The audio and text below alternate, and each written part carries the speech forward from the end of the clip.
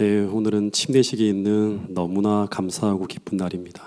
그래서 찬양대 음악도 아주 경쾌하게 그 분위기에 맞춘 것 같습니다. 너무너무 감사드리고요. 오늘 또다시 침례를 받으신 7분을 진심으로 축하드리고 위하여 새로운 태능 하늘 가족으로 되신 모든 분들이 하늘까지 이 길을 함께 가실 수 있기를 진심으로 기도합니다. 그리고 내일은 또 기쁜 날이 있죠. 우리 박석수 집사님의 아들 우리 박기권 형제의 결혼식이 있습니다. 이 새로운 가정을 위해서도 기도해 주시고 축하해 주시고 축복해 주시기를 바라겠습니다. 그리고 이번 달 원래 기도회는 어디서 한다? 재림연수원에서 합니다. 그래서 함께 정말 기도하기를 원하는 분, 또 개인적으로 깊은 기도의 시간을 꼭 갖기를 원하는 분들은 함께 해주셔서 은혜로운 이 축복의 시간이 될 수 있도록 참여해 주시기를 부탁드리겠습니다. 그래서 오늘 저는 이 기도에 대한 이야기를 가지고 함께 말씀을 여러분들과 함께 나누려고 합니다. 누가복음 18장 1절부터 8절에 보면 이제 이 비유의 시작이 어떻게 나오는가 하면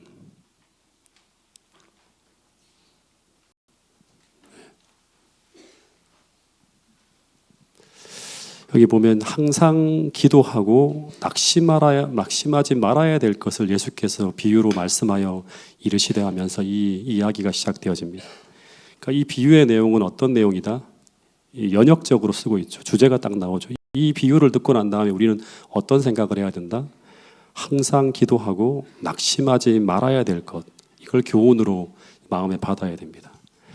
근데 이 교훈은 어떤 배경 속에서 주어진 말씀인가 하면, 다시 말해서 언제 우리가 항상 기도하고 낙심하지 말아야 되는가 하면, 우리는 매일 매순간 이런 믿음의 삶을 살아가야 되지만 특별히 언제 더 그러한 믿음을 가지고 살아야 되는가?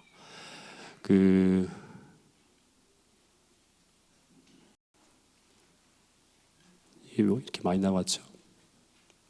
누가복음 17장 이제 20절부터 35절까지의 말씀에 보면 이제 이 누가복음 18장의 이 비유의 이야기는 이제 학자들에 의하면 17장 20절부터 예수님이 쭉 이야기하시는 그 내용 속에 같이 포함되어져 있는 거예요. 장절의 구분은 오늘날 우리가 쉽게 이제 성경을 읽기 위해서 만든 것이고, 이제 당시에 어떤 그런 옛날의 성경은 이 장절의 구분이 없습니다. 그래서 17장 20절부터 예수님께서 하신 이야기 속에 포함되어진 이야기가 누가복음 18장에 나오는 이 비유의 이야기예요. 근데 이 이야기의 시작은 어떻게 되는가 하면, 바리새인들이 하나님 나라가 어느 때 임하나이까라고 하는 질문이 있었고, 그때 예수님은 이 하나님 나라가 임하는 그때 벌어질 일들을 쭉 설명해요. 그러면서 노아의 때에 된 것 같이 인자의 때에도 그러하리라, 롯의 때와 같을 것이다, 이런 이야기가 나옵니다. 그리고 그날 우리는 어떻게 그날을 대비해야 되는지에 대한 이야기가 나와요. 근데 그 이야기 속에서 뭐도 포함되어지는가 하면 이 누가복음 18장의 비유가 하나의 결론처럼 쭉 이어지는 거예요. 그러니까 이 누가복음 18장의 비유는 인자가 올 때, 그때 우리가 어떻게 그분을 맞이할 수 있는지, 즉 재림 준비에 관한 교훈이 담긴 비유가 바로 이 누가복음 18장의 비유예요. 그래서 이 비유의 끝에 누가복음 18장 8절에 보면 이런 말씀이 나오죠. 내가 너희에게 이르노니 속히 그 원한을 풀어주리라. 그러나 인자가 올 때에 세상에서 그 믿음을 보겠느냐. 정교한사 더가 있대요. 그래서 그 믿음을 보겠느냐가 하는 게 원래 원어적인 어떤 그런 표현이라고 합니다. 그래서 이 말씀은 인자가 올 때, 그때 그 절망적인 환경 속에서도 항상 기도하며 낙심하지 않을 수 있는 그런 믿음을 가진 사람이 되라고 하는 교훈이 담긴 비유가 바로 누가복음 18장의 비유예요. 실물교훈 164페이지에 보면 이런 기록이 있습니다. 같이 한번 읽어보겠습니다. 시작. 그리스도께서는 당신의 재림 직전에 있을 시대의 형편과 당신을 따르는 자들이 겪어야 할 위기에 대하여 말씀하시고 계셨다. 특히 그 시대에 관하여 그분께서는 사람들로 항상 기도하고 낭망하지 말아야 될 것을 저희에게 비유로서 말씀하셨다. 그러니까 재림 직전에 있을 시대와 형편과 당신을 따르는 자들이 겪어야 될 위기에 대해 말씀하시면서 이 비유를 말씀하셨다고 하는 거예요. 그런데 2절에 보면 이제 이 이야기가 이렇게 시작되어집니다. 어떤 도시에 하나님을 전혀 두려워하지 않고 사람을 무시하는 한 재판장이 있었다고 합니다. 그 당시에 하나님을 두려워하지 아니하고 사람을 무시하는 사람이란 이 표현은 악한 사람으로 높은 지위를 차지하고 있는 사람을 가리키는 속담이라고 합니다. 예. 그래서 본문에 나오는 이 도시는 어떤 정의나 공정함을 기대할 수 없는 그런 통치자가 다스리고 있는 그런 도시였어요. 근데 그곳에 누가 살고 있었다? 예. 누가 살고 있었는가 하면 한 과부가 살고 있었다고 합니다. 이 당시 동방 사회에서 과부는 어떤 사람이다? 가장 불쌍하고 가장 힘이 없는 그런 무력한 사람 중에 한 사람이 바로 과부입니다. 그래서 누가복음 18장 3절에 보면 이제 이 과부가 억울한 일을 당해서 이제 이 재판관을 찾아갑니다. 그래서 내 원수에 대한 원한을 풀어달라고 막 재판장에게 호소를 해요. 근데 이 재판관은 자신에게 이 민원을 제기하는 이 민원인을 딱 보는 순간 딱 고개를 돌려버려요. 왜냐하면 이 재판관은 어떤 사람이다? 타락한 재판관이에요. 그래서 이런 가난한 과부와 같은 사람에게는 별 관심이 없습니다. 왜 그런가 하면 이 재판관은 돈을 가지고 매수하지 않으면 절대 움직이지 않는 그런 사람이기 때문이에요. 근데 이 가난한 과부에게는 이 불의한 재판관을 움직일 돈이 없습니다. 그래서 이 과부는 이 불의한 문제 앞에서 그 문제를 해결할 그 어떤 것도 소유하지 못한 아주 무력한 존재로 나타납니다. 돈도 없고 백도 없고 세상도 공정하지 않은 곳에서 이 불의에 희생될 수밖에 없는 처지에 놓여 있는 사람이 바로 누구인가 하면 이 과부라고 합니다. 근데 여러분, 이 과부가 누구인가 하는가요? 네, 이 과부가 누구인가? 여러분, 이것은 비유라고 했죠. 비유라고 하는 것은 뭔가 하면 어떤 대상을 빗대어서 묘사하고 있는 거예요. 그럼 이 비유 가운데 나타난 이 과부는 누구를 묘사하고 있을까요? 이 비유 가운데 나오는 이 과부는 이 세상의 종말이 올 때 그때 그리스도의 재림을 기다리며 살아가는 하나님의 백성들을 가리키는 거예요. 다시 말해 마지막 때 그리스도인은 우리가 의지할 수 있는 모든 인간적 수단이 다 끊어지고 정말 불의한 환경 속에서 오직 하나님의 개인만을 바라보며 밤낮 부르짖는 이 기도의 응답 속에서만 한 걸음 한 걸음씩 난관과 장애를 돌파하며 나갈 수밖에 없는 그런 사람들이 바로 이 마지막 시대를 살아가는 누구다? 오늘 우리 그리스도인이라고 하는 것입니다. 당시에는 그리스도의 제자였고 오늘 이 시대에는 오늘 그리스도인이라고 불리는 우리들이라고 하는 것입니다.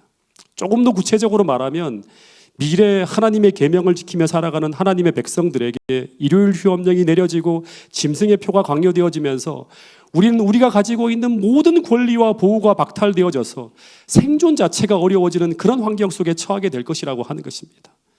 그래서 주님은 이 비유를 통해서 오늘 우리에게 말씀하시기를 머지않아 너희는 그런 과부처럼 그 어떤 세상의 도움도 받지 못하는 그런 무력한 존재로 살아가게 될 텐데 그때 우리가 정말 하늘을 향해 기도하며 그 모든 필요한 도움을 얻어내며 살아갈 수 있는 그 믿음이 오늘 우리에게 갖추어져 있는지를 지금 점검해 보라고 말씀하고 있는 것입니다.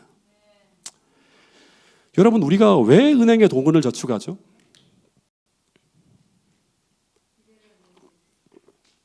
필요할 때 꺼내 쓰려고 예치하는 것입니다. 마찬가지로 저는 평소에 우리는 두 가지의 은행에다가 저축을 해야 돼요. 꾸준하게 저축을 해야 돼요. 하나는 우리의 기억이라고 하는 은행 속에 계속 저축을 해야 될 게 있고요.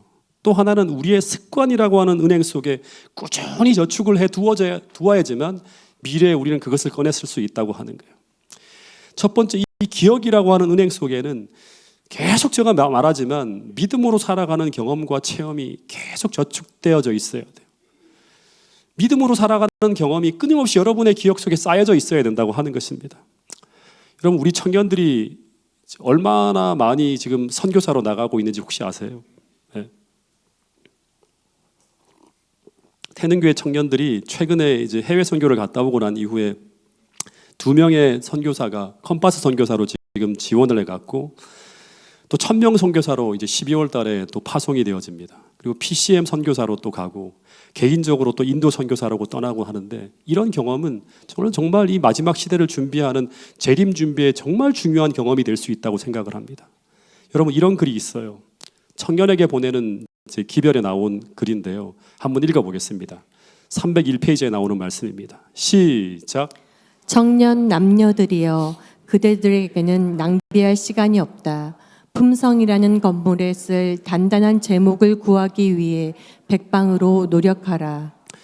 그러니까 이 마지막 시대를 살아가는 청년들에게 이제 보내는 메시지인데요. 이제 여기 보면 우리에게 낭비할 시간이 없다고 하면서 모든 시간을 투자해서 뭐를 준비하라? 이 품성이라고 하는 건물을 건축하기 위하여 쓸 무슨 재료?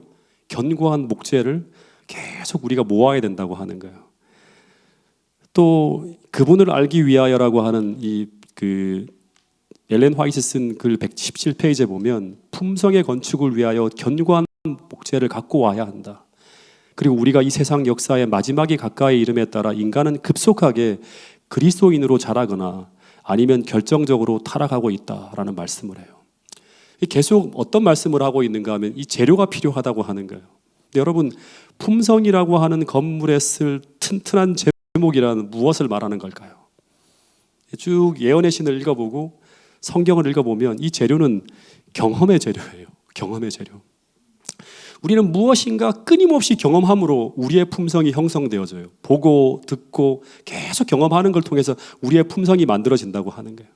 근데 우리가 하늘에 가져갈 품성의 집을 세우려면 우리는 어떤 경험의 재료를 모아야 하는가? 진짜 중요하겠죠. 어떤 경험의 재료가 있어야지만 우리는 마지막 시대에 정말 믿음으로 하나님을 위해 끝까지 살아갈 수 있을까요?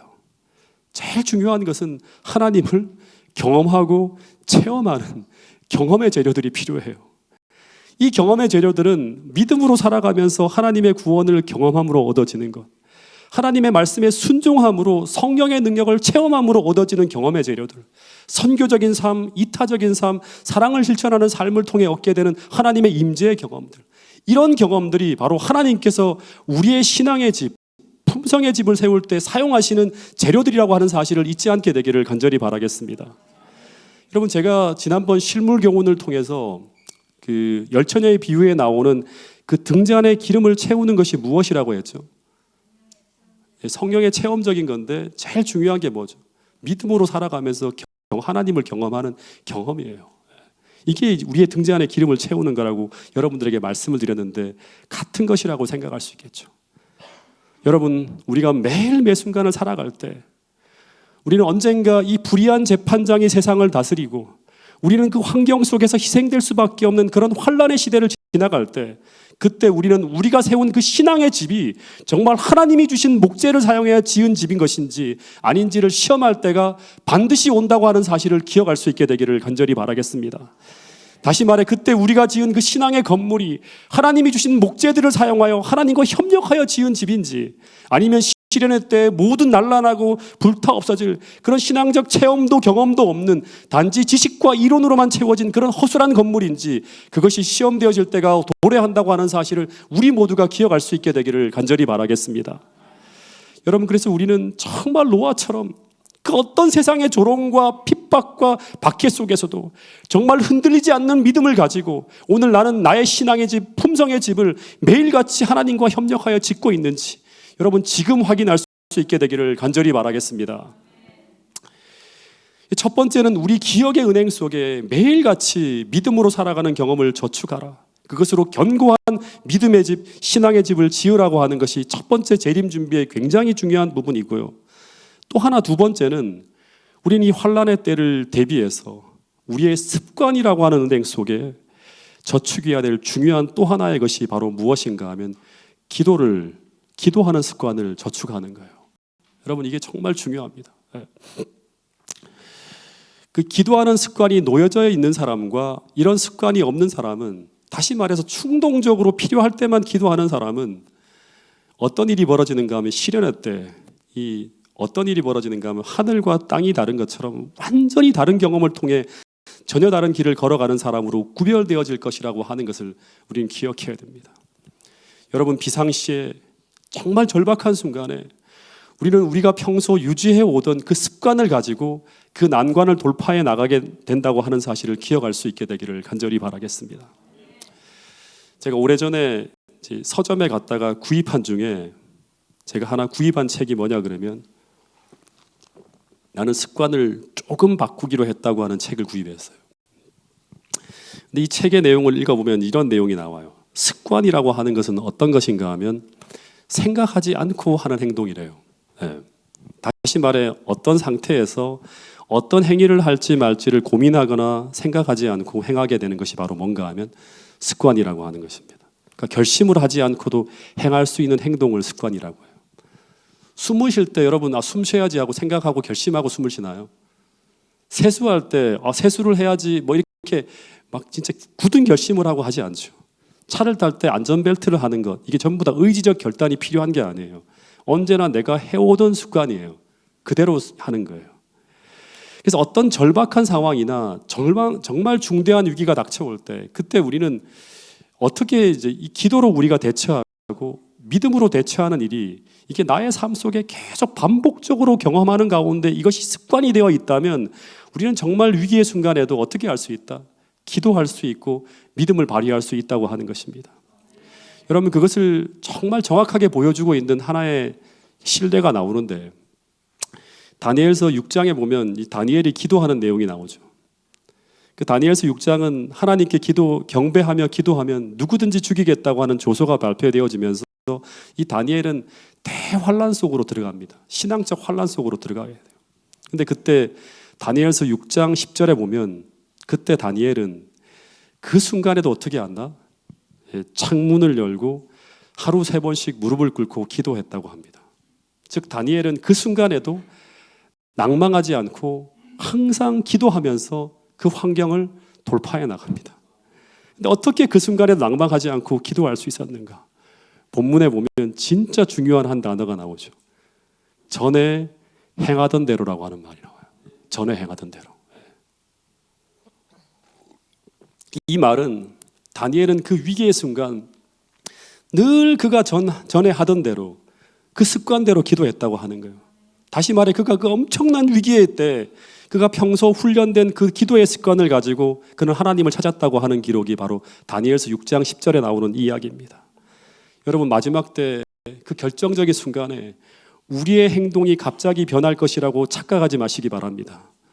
여러분 우리는 오늘 내가 가지고 있는 평소의 습관대로 우리는 마지막 때에도 그렇게 살아가게 될 것이라고 하는 사실을 기억해야 돼요. 그래서 오늘 내게 어떤 습관이 만들어지고 있고 어떤 습관으로 길들여지고 있고 어떤 습관이 내 안에 세워져 가고 있는가 하는 것은 정말 중요한 사실이라고 하는 사실을 우리 모두가 기억할 수 있게 되기를 간절히 바라겠습니다. 아침에 눈을 뜨면 무엇을 하는지, 자기 전에는 어떻게 하는지, 매 순간 틈나는 대로 우리는 무엇에 몰두하는 습관이 있는지 오늘 나의 습관을 점검할 필요가 있다는 사실을 태능교회 모든 성도들이 기억할 수 있게 되기를 간절히 바라겠습니다. 이것이 바로 재림 준비라고 하는 거예요. 여러분 누가복음 22장 39절 40절에도 보면 예수님께서 그 겟세마네 동산에서 정말 낭망하고 좌절할 수밖에 없는 그 십자가를 앞에 둔 상황에서 예수님께서 고민하고 떨고만 있는 것이 아니라 어떻게 하셨다? 예수께서 나가사 습관을 쫓아 평소 하던 습관대로 어디로 가셨는가 하면 어디로 가셨다? 감람산으로 기도하러 가셨다고 하는 것입니다. 또 다른 역본에 보면 예수께서 평소 과거 늘 하시던 대로 감람산으로 가셔서 기도하셨다고 하는 그런 기록이 있습니다. 여러분 우리의 모본이신 예수님도 그 십자가라고 하는 큰 시험 앞에 서셨을 때 그분은 평소 하시던 습관대로 기도하기 위해 겟세마네로 나아가셔서 그 낭망할 수밖에 없는 그 큰 시련 앞에서도 낭망하지 않고 항상 기도하며 그 시험을 이겨내셨다고 하는 사실을 기억할 수 있게 되기를 간절히 바라겠습니다. 그래서 주님은 하나님의 도우심 속에서 그 엄청난 시련을 돌파하면서 하나님의 뜻을 이루는 형통함을 경험하셨다고 하는 것입니다. 근데 이것이 훈련되지 않은 사람은 그 위기의 순간 잠깐 기도할 수는 있지만 끝까지 하나님을 붙들 수가 없다고 하는 사실을 우리 모두가 기억하고 오늘 그것을 훈련해야 된다는 사실을 우리 모두가 마음속으로 결심하고 돌아갈 수 있게 되기를 간절히 바라겠습니다. 여러분 신앙에는 절대 로또처럼 우연이라고 하는 게 없어요. 또다시 말하지만 오늘 여러분이 평소에 생활하는 그 삶의 모습을 가지고 우리는 언제 선다? 그 결정적인 인생의 순간에 서게 된다고 하는 것입니다. 여러분 그래서 오늘이라고 하는 이 시간에 기회가 주어지고 있고 교훈이 말씀을 통해 내게 들려올 때 여러분 꼭 이 말씀을 여러분의 삶에 적용하며 여러분의 삶을 기도하는 삶으로 변화시키게 되는 그 계기가 오늘 이 안식일에 일어날 수 있게 되기를 간절히 바라겠습니다. 내일이 아니라 오늘 그 변화를 시작하셔야 됩니다. 여러분, 그래서 혹시 이 시간 내 힘으로는 도저히 해결할 수 없는 그런 인생의 문제 앞에 서신 분이 혹 있을 것이라는 생각이 듭니다.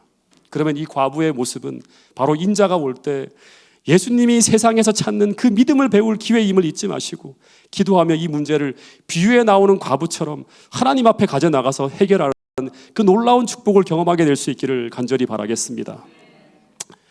제가 지금 설교한 내용들이 다 대쟁투 학원 622페이지에 다 이렇게 나와 있는 것입니다. 제가 먼저 한번 읽어보겠습니다. 우리 앞에 있는 고난과 고통의 시기는 우리에게 피로와 지연과 주림에 견딜 수 있는 믿음, 곧 격렬하게 시련을 받을지라도 쇠약해지지 아니할 믿음이 필요하다. 그때를 위하여 준비할 수 있는 은혜의 시기가 모든 사람에게 주어져 있다. 하나님과 기도로 신음하는 것이 무엇임을 깨닫고 있는 자들이 얼마나 적은가. 하나님과 기도로 신음하는 것이 무엇인지 진짜 이렇게 경험으로 알고 있는 사람들이 얼마나 적은가. 모든 힘이 다할 때까지 강렬한 열망을 가지고 온 심령을 다 기울여 하나님을 찾는 자들이 얼마나 적은가. 이 비유를 통해 우리가 꼭 결심하고 돌아가야 될 부분이 바로 이 부분인 거예요. 여러분, 우리가 경험해야 될 기도는 바로 이런 기도라고 하는 것입니다. 말로 표현할 수 없는 절망의 물결이 간구하는 자들 위에 몰려올 때 확고한 믿음으로 하나님의 약속을 굳게 붙잡는 자들이 어찌 그리 적은가. 여러분, 그 다음에 얘기는 더 우리에게 정말 많은 어떤 도전을 주는 말씀이에요. 이 말씀을 같이 한번 읽어보겠습니다. 시작. 오늘날 믿음을 조금밖에 활용하지 않는 자들은 사단의 기만적 권세와 양심을 억압하는 법령에 굴복될 위험이 가장 크다. 비록 그들이 그 시련을 견디어낼지라도 그들은 환난의 때에 더욱 심한 난관과 고통 속에 빠지게 될 것이다. 왜냐하면 그들은 평소에 하나님을 신뢰하는 습관을 기르지 아니하였기 때문이다. 그들은 그들이 등한히한 믿음의 교훈을 무서운 절망 가운데서 배우지 않으면 안 될 것이다. 우리는 오늘날 주님의 약속을 실증함으로써 하나님과 친숙해져야 한다. 천사들은 열렬하고 진실한 모든 기도를 기록한다. 그러니까 여기 보면 우리는 오늘날 주님의 약속을 어떻게 함으로? 실증함으로써 하나님과 친숙해져야 된다고 하는 거예요. 여러분, 기도로 이 약속이 실제로 증명하는 이 경험이 오늘 우리 삶에 계속 들어와야 돼요. 하나님과 친숙해져야 되는 거예요. 이 경험이 계속 우리의 기억의 은행 속에 쌓여져 가야 된다고 하는 것입니다. 맞아. 계속 이런 경험이 있었지. 이게 바로 우리가 마지막 때 하나님 앞에 서게 만드는 정말 중요한 부분이라고 하는 사실입니다. 그래서 이런 기도의 삶이 무엇인지를 보여주는 내용이 이제 누가복음 18장의 비유로 등장하는 과부의 모습인데 3절부터 5절에 보면 이 과부가 그 억울하고 절박한 문제를 가지고 불의한 재판장 앞에 찾아갑니다. 근데 또다시 말하지만 이 재판관은 이 과부를 보는 순간 돌아올 이득이 없어 보여서 이 과부의 문제에 관심을 나타내지 않고 있습니다. 근데 이 과부가 무엇을 하는가? 그 순간 그가 할 수 있는 단 한 가지 일을 하는 거예요. 우리가 모든 도움이 끊어지고 어떤 사람에게도 인간에게 기대할 수 없는 상황이 될 때 우리는 단 한 가지, 우리가 할 수 있는 한 가지 일을 하게 될 수 있는 그런 습관을 만들어야 돼요. 그것은 바로 이 재판관을 찾아가서 어떻게 한다? 계속 부르짖으면서 이 재판관을 어떻게 했어요? 번거롭게 만들었다고 합니다.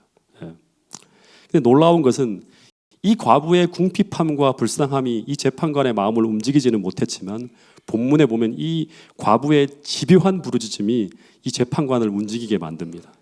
상상해 보면 이 과부는 아침 먹고 나면 벌써부터 그 재판관의 집무실 앞에 와 있어요. 그리고 부르짖습니다. 재판관님, 저를 불쌍히 여겨달라고.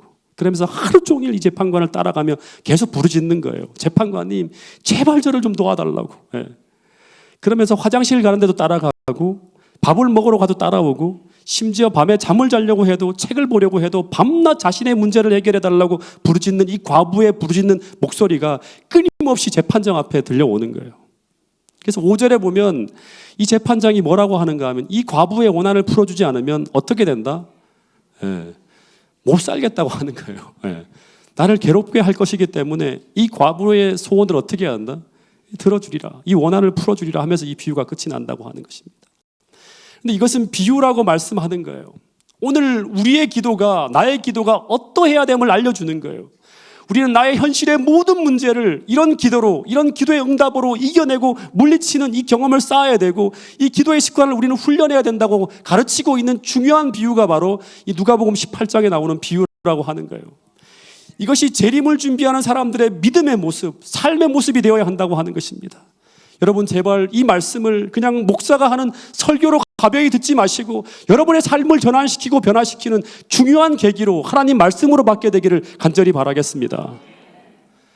여기 본문에 보면 괴롭게 하리라고 하는 이 단어가 나오는데, 이 원어상으로는 코포스라고 하는 단어를 사용하는데, 이 의미가 뭐냐 그러면 치다, 강타하다고 하는 단어의 뜻이에요. 재림교회 성경 주석을 보니까 이 코포스라는 단어를 어떻게 주석했는가 하면 눈 밑을 쳤다고 합니다. 눈 밑을. 그리고 때려서 상처를 입히다라는 의미로도 이 코포스라는 단어를 쓴대요. 그러니까 의미상으로는 내게 참을 수 없는 괴로움을 주다, 나를 때려 눕히다, 나를 녹초가 되게 하다, 이런 의미가 바로 이 단어라고 합니다. 그러니까 결국 이 과부가 재판장을 어떻게 했다? 기도로 때려 눕혔다고 하는 거예요. 기도로. 예. 근데 이 이야기를 들으면서 제가 이 상황을 어떻게 상상을 했는가 하면 야곱이 하나님과 기도로 씨름하는 장면이 떠올랐어요. 창세기를 읽어보면 당시 야곱이 처한 상황은 가나안으로 가야 되는, 이 고향으로 돌아가는 그런 상황이었어요. 그리고 마지막 지점을 쫙 통과해 가는데, 근데 거기서 누가 오는가 하면 에서의 군대가 칼을 차고 몰려오는 상황을 맞게 돼요. 아마 이 주제를 가지고 제가 연말기도주일에 한 6번 정도 여러분들과 다룰 거예요. 근데 그때 이 야곱이 이 에서의 공격에 어떤 방어도 할 수 없는 전적으로 무력한 처지에 있었어요. 마치 불의한 세상에서 모든 것을 잃어버릴 수밖에 없는 상황에 처해 있는 과부처럼 그런 에서의 군대를 맞아 싸울 수 있는 아무런 준비가 없어요. 도구가 없어요. 근데 당시 야곱이 어떻게 그 문제를 해결하는가 하면 도저히 가나안을 향해 전진할 수 없는 그 상황에서 그가 할 수 있는 것은 오직 하나, 그 약복강 나루터에서 기도하는 것입니다. 근데 기도 중에 한 강도처럼 보이는 낯선 자의 공격을 받아서 환도뼈가 무너져요. 근데 그때 이 야곱이 이 존재가 하늘로부터 온 천사임을 깨닫고 그 천사를 붙들고 어떤 기도를 하는가 하면 그 순간에도 낭망할 수밖에 없고 기도를 놓을 수밖에 없는 상황에도 천사인 줄 아는데, 하늘로부터 온 존재인 줄 아는데 나를 치는 거예요. 내 기도에 응답하지 않고. 그때도 어떤 기도를 해요? 만약 당신이 내게 축복하지 아니면 가게 하지 않겠다면서 다리를 붙드는 거예요. 이 기도로 마침내 그는 그 천사의 은총과 축복을 받아내면서 그 이름이 어떻게 바뀌죠? 야곱에서 이스라엘로 바뀌어요. 근데 이스라엘이라는 이름은 어떤 말이다? 하나님과 더불어 싸워서 이겼다고 하는 거예요. 이 모습이 바로 재판장을 향해서 부르짖음으로 이겨낸 과부의 모습과 같은 모습이에요. 이 야곱의 이 경험은 마지막 때 재림교회의 모든 성도들이 경험해야 될 그 경험을 하나의 표상으로 보여주는 거예요. 여러분, 주님은 성경 곳곳에서 항상 기도하고 어떤 상황에서도 낙심하지 말고 하나님의 은총과 도움과 축복을 받아낼 수 있다고 하는 이 확신을 가지고 기도를 통해서 그 모든 하늘의 축복을 받아내는 경험을 하라고 말씀하고 있는 것입니다. 근데 왜 그렇게 해야 되는가? 누가복음 18장 비유의 결론은 이렇게 끝이 나요. 이게 얼마나 감동적인 말씀인지 몰라요. 같이 한번 읽어보겠습니다. 누가복음 18장 6절부터 8절에 있는 말씀이에요. 시작. 주께서 또 이르시되 불의한 재판장이 말한 것을 들으라. 하물며 하나님께서 그 밤낮 부르짖는 택하신 자들의 원한을 풀어주지 아니하시겠느냐? 그들에게 오래 참으시겠느냐? 내가 너희에게 이르노니 속히 그 원한을 풀어주시리라. 그러나 인자가 올 때에 세상에서 믿음을 보겠느냐 하시니라. 여기 보니까 불의한 재판관과 하나님이 대조되어 소개되고 있죠. 그토록 불의하고 너희들에게 관심이 없는 그 악한 재판관이라 할지라도 그 과부의 간절하고 집요한 강청에 응답할 수밖에 없는데, 하물며요, 하물며. 이게 중요한 거예요. 너희를 너무나 사랑하시는 그 하나님께서 그 밤낮 부르짖는 그 기도에, 그 억울함을 호소하는 그 간청에 너희들을 사랑하시는 그 하나님이 어떻게 안 들어줄 수 있다고 생각할 수 있겠는가 하는 거예요. 다시 말해서 하나님은 반드시 우리의 기도에 응답하신다고 하는 것입니다. 그것을 믿고 어떤 상황에도 항상 기도하며 낙심하지 말라고 말씀하고 있는 것이 바로 누가복음 18장에 나오는 비유라고 하는 사실입니다. 절대 우리 하나님은 오래 참으시지 않고 속히 그 원한을 풀어주실 수 있다고 약속하고 있는 것입니다. 근데 문제는 뭔가? 이런 믿음을 가지고 그 어떤 상황 속에서도 멈추지 않는 기도로 주님 앞에 나갈 수 있는 그런 믿음을 가진 자가 주님이 이 땅에 오실 때 세상에 있겠는가 하는 거예요. 참으로 드물다고 하는 거죠. 모든 사람들이 다 벌어지는 세상의 어두운 형편을 보면서 기도하기를 멈추고 믿음을 잃어버리는 그런 상황이 도래할 것이라고 하는 것입니다. 그렇기 때문에 지금 우리는 우리 경험의 기억의 은행 속에 계속 담아야 돼요. 사소한 작은 일이라도 끝없이 주님을 체험하고 하나님의 임재를 경험하는 그 삶을 계속 훈련해야 된다고 하는 것입니다. 1982년에 마이클 페이건이라고 하는 남자가 이 버킹엄 궁전을 침입해서 엘리자베스 여왕의 침실로 들어가는 엄청난 사건이 벌어졌어요. 난리가 난 거죠. 버킹엄 궁을 뚫은 거예요. 근데 당시 여왕이 침실로 들어온 이 낯선 남자 때문에 놀라서 잠이 깨어요. 31살의 이 남자가 들어왔는데, 근데 이때 이 남자가 떨리는 음성으로 이런 말을 했다고 합니다. 여왕 폐하, 놀라게 해드려 죄송합니다. 이 방법밖에는 없었습니다. 저의 탄원을 들어주세요 하면서 간청을 했대요. 그래서 이 여왕이 침착하게 가운을 다 걸치고 침대에 앉아서 이 사나이의 말을 들었다고 합니다. 그때 이 페이건은 이런 말을 했다고 합니다. 저에게는 4남매 어린 자녀가 있는데 아내는 가출하고 회사는 감원을 해서 직업을 잃게 되었고 사회복지기관에 호소했는데 거기서 들어주지 않고 수많은 곳에 호소해도 반응이 없는 그런 절박한 상황에서 이 남자는 이제 어디를 어떻게 해야 되는가, 이 문제를 해결할 수 있는 그 왕에게 찾아가야겠다 생각을 하고 이 문제를 가지고 이 자신의 문제를 해결할 수 있는 능력을 가지고 있는 여왕을 찾아가고 여왕을 직접 만나기 위해서 너무나 무례하고 말도 안 되는 일이지만 침소로 들어간 거예요. 2번을 시도해요. 한 번은 방이 너무나 많아서 이 방이 어디 있는지 몰라서 돌아오고 두 번째는 이렇게 들어갔다고 합니다. 근데 이때 이 여왕이 이 낯선 남자에게 위스키를 쫙 권하며 이야기를 다 들은 후에 이제 호위병을 딱 불러서 이 남자를 데려가게 했는데 이 법정에서는 이 사람의 벌하도록 이 선고를 했는데 뭐 종신형인가 뭐 이렇게 받았다고 합니다. 근데 이 여왕이 이 사람의 잘못을 벌하지 않도록 사면해주고 그에게 직업을 주었다고 하는 그런 이야기가 나옵니다. 예. 어디에 얘기해도 안 되는 거. 이 상황은 반드시 여왕에게 얘기를 해야 돼. 오늘 우리에게도 어디로 얘기해도 해결할 수 없는 문제들이 있지 않나요? 그럼 어디로 가야 돼요? 하나님께 능력을 가지고 있는 분. 여러분, 우리 하나님은 당신의 그 은밀한 처소로 가장 은밀한 밀실인 그 하늘 성소 속으로 기도하며 믿음으로 침노에 들어오기를 소망하고 있다고 하는 사실을 기억할 수 있게 되기를 간절히 바라겠습니다. 세상 누구에게도 말 못한 그런 이야기를 하더라도, 세상 누구의 도움을 받을 수 없는 그런 문제를 하더라도 우리 하나님은 당신께 나와서 부르짖으라고 말씀하고 있는 것입니다.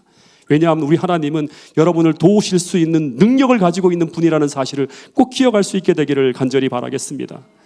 기도를 통해서 하나님과 대화하면서 그분이 어떤 일을 하실 수 있는 분인지, 그분의 그 위대한 능력과 사랑을 직접 대화를 통해서, 이런 설교를 통해서가 아니라 직접 대화를 통해서 확인할 수 있는 여러분과 제가 될 수 있기를 간절히 바라겠습니다.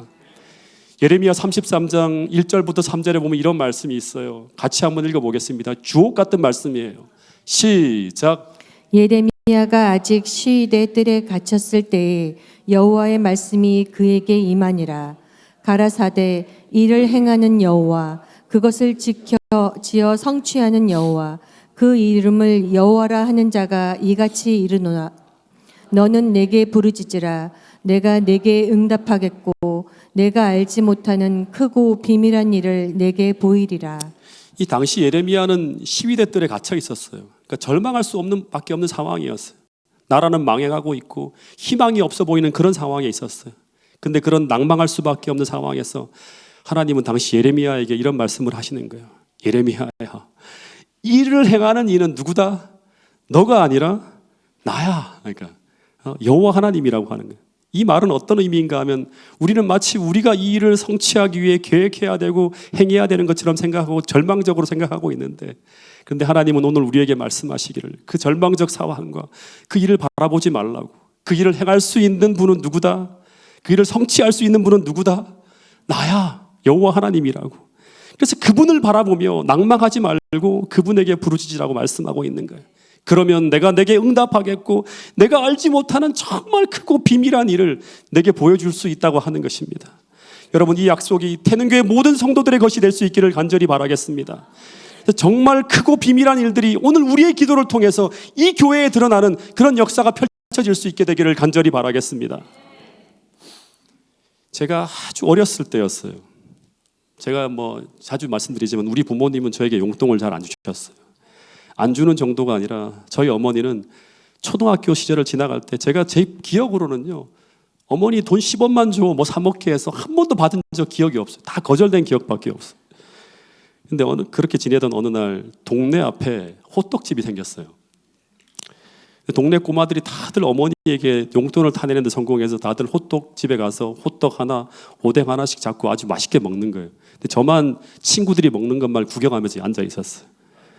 근데 어머니께 아무리 졸라봤자 돈을 주지 않을 게 뻔해서 그냥 친구들한테 호떡 한 입만 줘. 오뎅 한 입만 먹게 해달라고 청하는데 이 녀석들이 절대로 안 주는 거예요. 제가 하도 조르니까 이 호떡과 오뎅을 다 먹으면 뭐가 나오죠? 뭐를 주죠? 그 아주머니가 국물을 주죠. 오뎅 국물을. 아줌마에게 오뎅 국물 한 컵씩을 이제 받아가지고 그 한 모금씩만 먹으라고 하는 거예요. 오뎅과 호떡은 안 주고.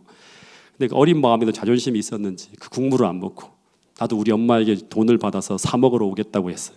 그때 그 녀석들이 뒤에다 대고 뭐라고 하는 거야. 니네 엄마는 절대 너한테 돈 안 줄 거야 하면서 막 놀리는 거예요. 아니다, 두고 봐라. 내가 반드시 쟁취해서 들고 오겠다고 하면 집으로 뛰어갔어요. 어머니께 집안 청소를 하고 계신데 어머니를 보자마자 엄마 나 돈 10원만 주세요 그랬어요. 그때 어머니가 뭐 하게 하고 묻는 거예요. 그랬더니 앞에 호떡집이 생겼는데 동네 애들이 다 먹는다. 나만 못 먹고 있다 그랬어요. 그랬더니 어머니가 뭐라고 했을까요? 내가 저녁에 밥 맛있게 줄 테니까 기다리라고 하는 거예요. 제가 뭐라고 했는가 하면 밥 안 먹어 하면서 난 호떡 먹고 싶다고 하면서 계속 10원만 하고 졸랐어요. 근데 우리 어머니는 불의한 재판관과 똑같았어요. 이 딱한 소년의 그 절박한 소원에 호떡 하나, 오뎅 하나 먹고 싶어하는 그 소원을 전혀 동정을 나타내지 않고 쳐다보지도 않는 거예요. 그래서 제가 포기하고 나가려고 하니까 친구들에게 말한 것이 있어 자존심 때문에 포기하고 나갈 수가 없는 거예요. 그래서 그 추운 겨울날 차가운 그 마루가 있거든요. 보면 그 마룻바닥에 들어 놓았어요. 그래서 계속 오뎅, 호떡 하면서 막 마치 산기도 하듯이 우리 그리스도인들이 차가운 바닥에 댕굴댕굴 디굴면서 오뎅, 호떡 사 먹게 10번만 달라고 막 노래를 부르는 거예요. 근데 우리 어머니는 마치 나의 부르짖음을 듣기 않겠다는 듯이 방문을 탁 닫으시고 라디오를 틀고 빨래를 막 계시는 거예요. 이렇게 포기할 수 없어서 바닥에서 계속 누워 졸랐어요. 근데 시간은 지나가고 겨울이었는데요. 해가 이렇게 뛰어 넘어가는데 마룻바닥이 싸늘해지기 시작하는 거예요. 누워 있을 수가 없어요. 너무 추워하고. 조금 더 지나가면 호떡집도 파장할 것 같아요. 너무 안타까운 거예요. 그런데 방문이 쑥 열리면서 마루에 노란 백열등이 있었거든요. 이게 탁 켜지는 거예요. 우리 어머니가 탁 나오는데 이제 우리 어머니가 나오면 매를 들고 나오는 게 뻔해요. 이걸 진압하기 위해서. 근데 갑자기 어머니 얼굴이 환해지는 거예요. 너 호떡이 뭐가 좋다고 하루 종일 엄마를 귀찮게 하냐고. 호떡이 엄마보다 더 좋아. 그러니까 제가 뭐라고 했을까요? 지금은 엄마보다 더 좋아. 그랬어요. 그랬더니 어머니가 피식 웃으시더니 얼른 호떡집 문 닫기 전에 뛰어가자고 하시면서 어머니가 제 손을 잡고 호떡집에 가는 거예요. 근데 어머니는 이미 제가 졸을 때부터 나랑 같이 호떡집에 가려고 준비하고 계셨다고 하는 거예요. 집안일을 개고 빨래를 개고 하면 이미 마음이 정해져 있었어요. 그래서 제가 호떡집에서 맛있게 막 호떡 먹고 막 오뎅 먹고 하는 걸 보면서 머리를 막 쓰다듬으면서 그렇게 맛있냐 하면서 흐뭇하게 웃으시는 거예요. 여러분, 우리가 기도하는 것은 아무런 인격이 없는 우상을 향해 기도하는 게 아니에요. 우리를 정말 사랑하시고 우리에게 가장 좋은 걸 주시려고 우리를 행복하게 하시려고 결심하시고 준비하신 그 하나님께 기도하는 거라고 하는 거예요. 여러분, 이 모든 이야기가 다 기도의 전체 내용이에요. 누가복음 11장에 보면 주기도문이 나오죠. 주기도문의 1절부터 4절까지는 기도 속에 포함되어야 될 내용이 나온 것이고 기도하는 자세와 태도는 5절부터 13절까지 나오는데 그 이야기의 결론은 누가복음 18장 결론하고 똑같아요. 너희가 기도할 때 어떻게 기도해야 되는가 하면 마치 벗됨을 인하여는 일어나 주지 아니할지라도 뭐 때문에 준다? 간청함을 인하여 그 요구대로 줄 것처럼 그렇게 기도하라고 하는 거예요. 이만큼 간절하게 기도하라고 하는 거예요. 왜냐하면 우리의 기도를 들으시는 분이 누구인가? 불의한 재판관이나 인간의 요청을 들어주기를 꺼려하는 어떤 인간이 아니라 언제라도 우리의 기도를 들어주려고 하는 너희 하늘 아버지가 바로 우리의 기도를 받으시는 대상이라고 하는 거예요. 예. 여러분, 그래서 기도에 응답해 주실까 말까를 망설이며 기도하는 게 아니라 확실한 믿음을 가지고 찾고 두드리고 구하면서 축복의 사람으로 하늘의 모든 것을 끌어쓸 수 있는 기도의 사람으로 변화되어지라고 하는 것이 바로 이 마지막 시대에 우리가 준비해야 될 재림 준비의 핵심이라고 하는 거예요. 여러분 읽어보겠습니다. 누가복음 11장 9절부터 13절 말씀이에요. 우리가 잘 아는 말씀이지만 이 모든 설교를 들으면서 한번 생각하면서 한번 읽어보겠습니다. 시작. 내가 또 너희에게 이르노니 구하라 그러면 너희에게 주실 것이요 찾으라 그러면 찾을 것이요 문을 두드리라 그러면 너희에게 열릴 것이니 구하는 이마다 받을 것이요 찾는 이가 찾을 것이요 두드리는 이에게 열릴 것이니라. 너희 중에 아비 된 자 누가 아들이 생선을 달라 하면 생선 대신에 뱀을 주며 알을 달라 하면 정갈을 주겠느냐. 너희가 악할지라도 좋은 것을 자식에게 줄 줄 알거든 하물며 너희 천부께서 구하는 자에게 성령을 주시지 않겠느냐 하시니라. 여러분 여기 보면 계속 나오는 게 뭐냐 하면 구하는 이마다, 다른 이가 아닌 구하는 이마다 받고 찾고 열린다고 하는 거예요. 구하지 않으면 아무것도 기대할 수가 없어요.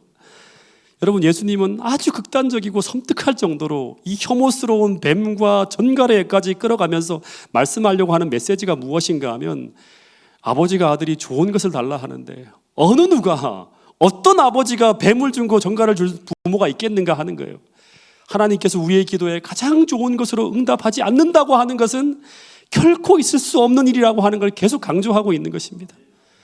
그런데 그럼에도 불구하고 우리가 구해야 될 것들, 인생의 문제가 너무나 많이 있음에도 불구하고 고민만 하고 치열하게 기도하지 않는 삶을 살고 있다면 이것은 바보가 아니겠는가, 그런 얘기를 하고 있는 것입니다. 여러분 마지막 말씀이에요.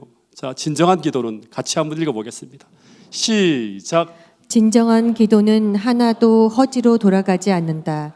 하나님께서는 거룩한 찬양대의 우렁찬 찬미소리 중에서도 가장 연약한 인간의 부르짖는 소리를 들으신다. 심령의 소원은 거리의 소음과 군중의 소요를 벗어나 하늘 조정에 상달된다. 우리는 하나님께 기도하는 것이므로 우리의 기도는 들어주시는 바 된다. 진정한 기도는 단 하나도 허지로 돌아가지 않는다고 합니다. 여러분 다시 한번 여러분 앞에 간절히 호소합니다. 우리 모두 재림을 준비하는 우리가 준비해야 될 제일 중요한 게 무엇인가 하면 기도하는 신앙인으로 다시 태어나는 거예요. 정말 하나님을 경험하며 우리의 기도가 응답되어진다고 하는 것을 매일 매순간 경험하며 하나님 앞에 한 걸음 한 걸음 나가면서 주님이 오실 그날을 준비할 수 있는 신앙인으로 거듭나는 것이 이 재림 준비의 가장 핵심이라고 하는 것을 우리 모두가 기억할 수 있게 되기를 간절히 바라겠습니다. 어떤 낭망이 되는 순간에도 항상 기도하고 낭망하지 않는 그 믿음을 소유하기 위해서, 그 믿음을 훈련하고 기도하는 습관을 훈련함으로 말미암아 그리스도인으로 누려야 할 최고의 권세와 힘과 축복을 누리며 사는 태능교회 모든 성도들이 될 수 있기를 간절히 바라면서 오늘 말씀을 줄이도록 하겠습니다.